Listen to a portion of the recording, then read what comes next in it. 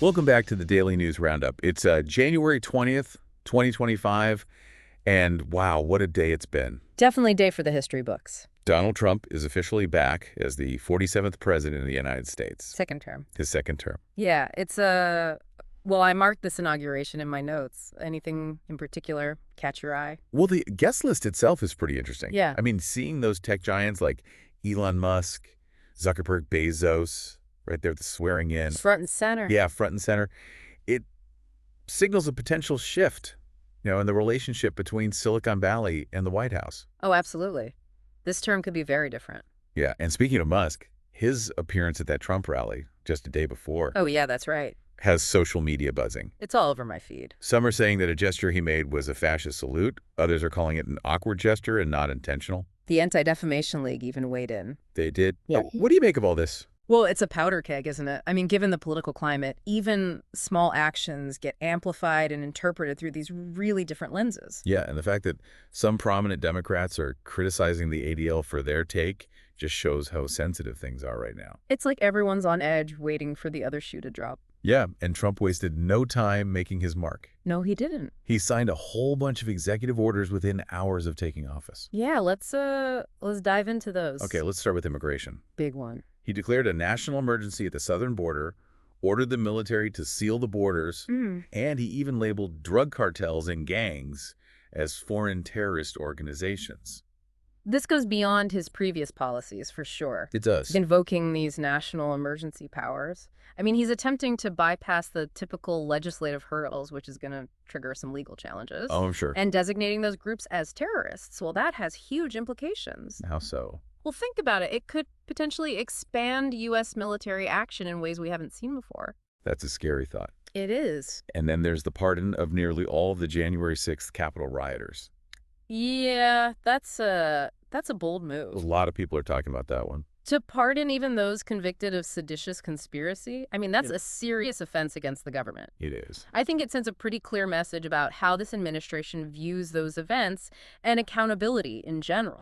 It seems like he's trying to just erase anything Biden era. It does, doesn't it? He even wants to rename the Gulf of Mexico to the Gulf of America. I mean, what's the strategy there?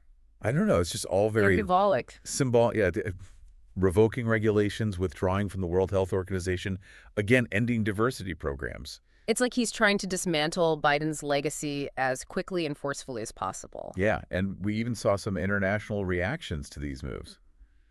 Pope Francis condemned Trump's immigration policies as a disgrace. Well, the Pope has been a consistent critic of Trump's approach to immigration. Yeah. This just signals that the international tensions over this issue are likely to continue. Yeah, it'll be interesting to see how other world leaders respond as these policies are actually enacted. For sure. Okay, so you also flagged Melania Trump launching her own cryptocurrency, Melania Coin.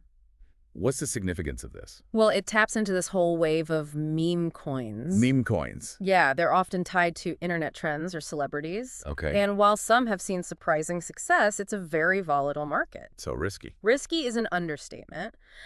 But Melania's entry just speaks to how mainstream crypto is becoming. That's true. But it also raises questions about the legitimacy and the long-term viability of these investments. Interesting. Yeah. Shifting gears a bit. Deborah Tice, the mother of American journalist Austin Tice, Oh, right. who was abducted in Syria back in 2012, has returned to the country to continue the search for her son. It's been over a decade. It has. This case has been a heartbreaking mystery. It really has. And the fall of the Assad regime offers a sliver of hope.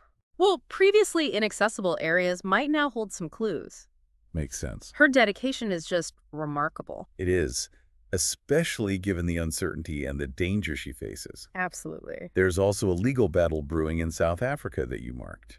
Yeah, this one's interesting. Something about the Zulu king and his wives. Yeah, so the Zulu king's first wife tried to prevent his third marriage, Okay. arguing that their civil marriage was still in effect, but the court ruled against her. Why is that?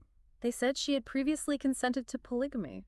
Oh, wow. So it's really a clash of tradition and modern law. Exactly. It highlights the complexities of cultural practices within a legal framework. Yeah, for sure. Now, this next story is sure to pull at the heartstrings. Let's hear it. A sunfish at a Japanese aquarium was reportedly given cardboard cutouts of humans to combat loneliness during renovations. Aw, that's kind of sad, but also sweet. It is the sunfish apparently thrived on interaction with visitors, I see. and when the aquarium closed, they noticed a decline in its health. Poor thing. So this unusual approach highlights the impact of social interaction, Even for animals. even for animals, and the lengths that some will go to ensure their well-being. I love that story. Okay, switching gears.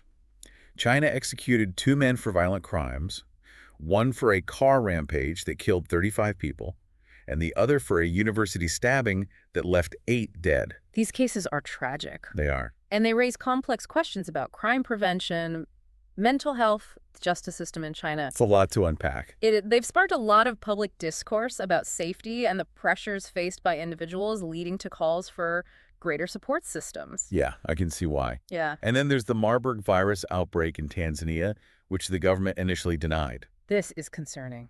The World Health Organization had already reported suspected cases, but Tanzania insisted on negative results. Right. Now they're acknowledging the outbreak and working with the WHO to contain it. Hopefully it's not too late. I know Marburg is highly infectious and deadly, so swift action is critical. Absolutely. And Thailand's facing pressure from human rights groups over their handling of 48 Uyghur detainees. Yes. You mark this one as particularly significant. What's the concern here?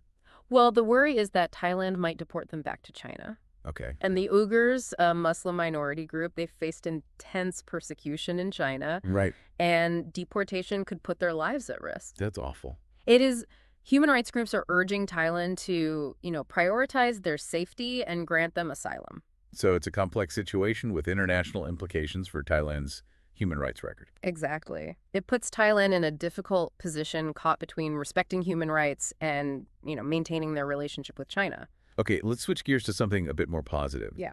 You also highlighted an indoor farm in Iceland that's growing microalgae using geothermal energy. This is an exciting development in sustainable food production. Tell me more. Microalgae are incredibly nutrient-rich and can be cultivated in these controlled environments. Okay. Utilizing geothermal energy makes it even more sustainable. So it's good for the environment. Exactly. Oh. And it could offer a potential solution to food security challenges. It sounds like a win-win for the environment and our plates. Absolutely. Yeah. It's a prime example of how innovation can address some of the biggest issues facing the world today. I like that. Now, shifting back to legal matters, you highlighted a case in India where a man received a life sentence for the rape and murder of a doctor. Yeah. This case has sparked outrage and protests in India. Really? Many feel the life sentence is too lenient and are demanding a harsher punishment. Wow. The victim's family and medical professionals across the country have voiced their dissatisfaction. It's just awful. It is. It highlights the ongoing fight for women's safety and justice in India. And in another case this time involving a Bollywood actor, Saif Ali Khan was stabbed multiple times in his Mumbai home. Yeah, this incident has shaken the nation. Understandably. It raises serious concerns about security, especially for high-profile individuals. For sure. Police believe it was a robbery attempt. While Khan is recovering, the attack highlights vulnerabilities and has spurred debate about safety measures in the city. Moving on to international relations, there's a trade dispute brewing between the UK and the EU. Right. This dispute revolves around sand eel. That deal. Yeah, it's a small fish vital to the North Sea ecosystem. Okay. The UK banned European vessels from fishing sand eel in their waters. And why is that? To protect the species, the EU argues that this ban unfairly targets Danish fishermen and violates their post-Brexit trade agreement. So this tiny fish is causing some big waves in international trade. Precisely. The case is now headed to a trade tribunal, Oh, wow. making it the first courtroom showdown between the UK and EU since Brexit. That's significant. It is. The outcome will likely set a precedent for future disputes and shape their trade relationship. Okay, lastly, you flagged a story about a ceasefire between Israel and Hamas, ending 15 months of war in Gaza. This ceasefire brings much-needed relief to the region. Good news. It is. However, it's a fragile peace with many challenges ahead. I Both sides emphasize that the agreement is conditional, see. highlighting the deep-rooted complexities of the conflict. Right. The focus now shifts to rebuilding and addressing the trauma of war, with hopes that this ceasefire will pave the way for a more lasting peace. It's a glimmer of hope in an otherwise turbulent world. Absolutely. Well, it looks like we've covered a lot of ground today. Yeah. Are there any other stories you'd like to highlight before we wrap up? Yeah, it seems like we've covered a lot today. Everything from political upheavals to scientific breakthroughs. And a lonely sunfish. And a lonely sunfish. Yeah. What a day. It's been a whirlwind for sure, just the volume of news and the weight of these events. It can feel a bit overwhelming. Yeah, absolutely. But I always find it helps to try to connect the dots, see the bigger picture. What stands out to you as the most significant takeaway from today? Well, I think the overarching theme is disruption. Disruption. We see it on so many levels politically, with Trump's aggressive start socially, with those debates over justice and equality. Yeah. Economically, with things like Melania's, foray into crypto. Yeah, even on an individual level, stories like Deborah Tice's search for her son or that sunfish needing those cardboard companions, it speaks to disruptions in people's lives and the resilience they display. That's a really interesting point, and it makes you wonder, what does this era of disruption mean for the future? Are we on the brink of some major change?